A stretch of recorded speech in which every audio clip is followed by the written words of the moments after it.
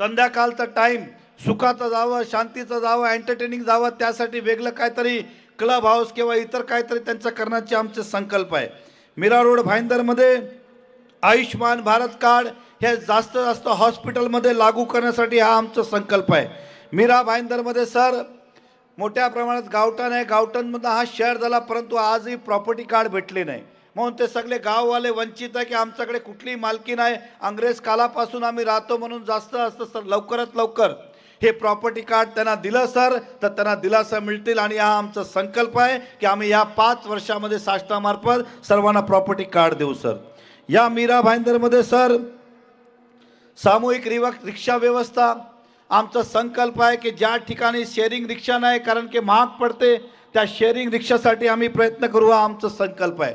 आता गणेश उत्सवमध्ये आपल्याला गणेश उत्सवची मूर्ती हे विसर्जित करता येत नाही, शालू मातीची मूर्ती आणावी, परंतु काही ठिकाणी शक्यता नसले अजूनही पीओपी आहे. त्यासाठी अनेक ठिकाणी आम्ही कृत्रिम तलाव परमनंट तयार करू, हा आमचा संकल्प आहे. म्हणजे कुठली अवहेलना होणार नाही, हे आमचा संकल्प आहे. साहेब मीरा भाईंदरमध्ये मोठ्या प्रमाणात वारंवार आम्ही भाईंदरचं सगळं भ्रमण केलं. अनेक सोसायटींची नागरिकांची तक्रार आहे, पोलीस प्रशासनही आपल्या समोर आहे की या मीरा भाईंदर मोठ्या प्रमाणात ज्या ठिकाणी डार्कनेस एरिया आहेत त्या ठिकाणी असामाजिक तत्व फालतूगिरी असतात. बऱ्याचशा ठिकाणी गांजे ड्रग ह्याचं सेवन होतो.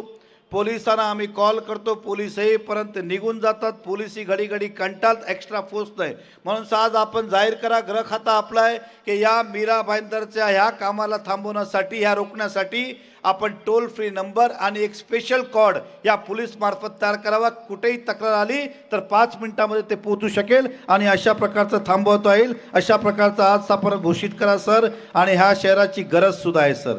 अनेक या शहरामध्ये आमच्या संकल्प आहेत. मीरा भाईंदर हा वाढता शहर आहे. कोस्टल रोड सुद्धा आता मीरा भाईंदरमध्ये येतो आहे. कोस्टल रोड सुद्धा आता मीरा भाईंदरमध्ये येतो आहे. साहेब वारंवार आमचं टीका केली जाते.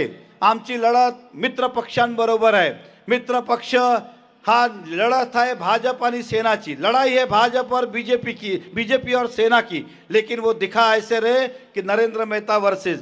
साहेब त्यांनी व्यक्तिगत त्यांचं उनका एजेंडा देखिए, मैनिफेस्टो देखिए, तो उन्होंने निकाला कांग्रेस कहती है कि हम परिवर्तन लाएंगे इस शहर के अंदर, लेकिन कांग्रेस को ये पता नहीं कि बहुमत के लिए 48 चाहिए. उन्होंने खड़े किए 32 और बात करते परिवर्तन की. हमारे मित्र पक्ष ने हम पे टीका आरोप किया. साहेब आपण आज येणार आहे, आपले मोठ्या प्रमाणात होर्डिंग लावले फक्त यासाठी मोदी साहेबांच्या नावावर आणि आपल्या नावावर मतं मिळवण्यासाठी.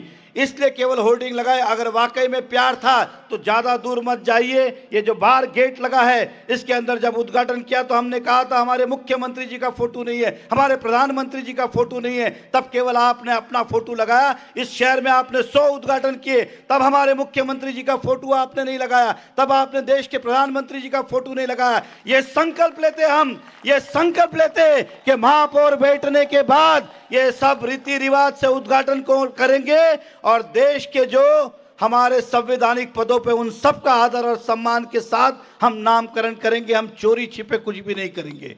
साहेब आम्हाला अनेकदा छल्लं गेलं, मंत्री असताना आम्हाला अनेकदा दाबवलं गेलं, लेकिन ये शहर कभी रुकने वाला नहीं. या भारतीय जनता पक्षाचा जनाधार आहे आणि भारतीय जनता पक्षाने नेहमी मीरा भाईंदरला साथ सहकार्य दिलंय. मला बरंचसं काही बोलायचं आहे, पण मान्य मुख्यमंत्री साहेबांना इतर बैठकीला जायचं है. मैं आपसे इतना ही कहूँगा, ट्रिपल इंजन की सरकार का करिश्मा आपने देखा है. 14 से लेके 19 तक 5 साल में जिस तरह से डेवलपमेंट हुआ है उसके बाद कभी नहीं हुआ है, ना भूतो ना भविष्य. आपको भी पता है, हमें भी पता है, पत्रकार बंधु को भी पता है कि आने वाले समय में भारतीय जनता पार्टी की सत्ता इस मीरा भाईंदर में होगी. तो क्यों पड़े हो दूसरों के चक्कर में. सीधे सीधे भाजपा के उम्मीदवार को जिताए, सीधा सीधा काम करे. नगर सेवक होंगे, महापौर होंगे, मुख्यमंत्री होंगे, प्रधानमंत्री जी होंगे, काम फटाफट होगा. हमें किसी और रास्ते से आने की आवश्यकता नहीं है. तो ज्यादा से ज्यादा भारतीय जनता पार्टी के उम्मीदवार आप चुने और फिर एक बार मीरा भाईंदर की सेवा करने का मौका हमें दे. साहेब उत्तनकर इकडे आलेले आहे. फादर आलेत का या ठिकाणी? या ठिकाणी फादरला विनंती करावी वरती. साहेब एक आपल्याकडे पहिला राई मोरवाला हा कारशेड आणला होता, गाववाल्याने विरोध केला, आपण ते डोंगरीला घेऊन गेलो. मग डोंगरीवाल्यांनी सांगितलं पर्यावरणाचा नाश होणार आहे. आपण ह्या संदर्भात नागपूरमध्ये सगळ्या अधिकाऱ्यांनी बैठक लावली होती आणि आपण अहवाल सादर करायला सांगितलंय. साहेब आज आपण या शहराचा नागरिकांना आश्वासित करा की निवडणूक झाला आपण तो रद्द करणार, कारण या शहरामध्ये आश्वासन बरेचसे लोकांनी दिली पण कामं कोणी केली नाही. आपण साहेब ठणकून आज सांगा की आम्ही तो कार शेड काढणार. साहेब उत्तनमध्ये 50 कोटी रुपये खर्च करून त्या ठिकाणी कतलखाना बांधणार होतं, आपण तो फोन कॉल करून थांबवलं सर.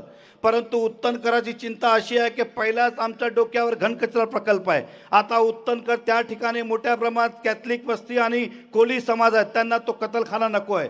त्यांचं म्हणणं या भागात तुम्ही ते कतलखाना करू नका, आम्ही पहिलाच त्रस्त आहोत. तर तो कतलखाना मी आपल्याला आश्वासित करतो की मीरा भाईंदरच्या पहिल्या सभामध्ये आम्ही तो 37 खाली करून तो रद्द करू असं मी आपल्याला आश्वासित करतो. मी परत एकदा सर्वांचा मनापासून धन्यवाद करतो आणि माननीय मुख्यमंत्र्यांना मनापासून धन्यवाद करतो की आज ते आपले संकल्प मीरा भाईंदरसाठी वाटतील आणि मी काय मागितलं नाही तरी ते भरपूर काय देतील असं मला पूर्ण विश्वास आहे. परत एकदा सर्वांना विनंती करतो 15 तारखेला सर्वांनी भारतीय जनता पक्षाला मतदान करो. केवल और केवल भाजपा को ही करे, किसी और को नहीं करे, इस बात का आप ख्याल रखें. धन्यवाद. जय हिंद, जय महाराष्ट्र.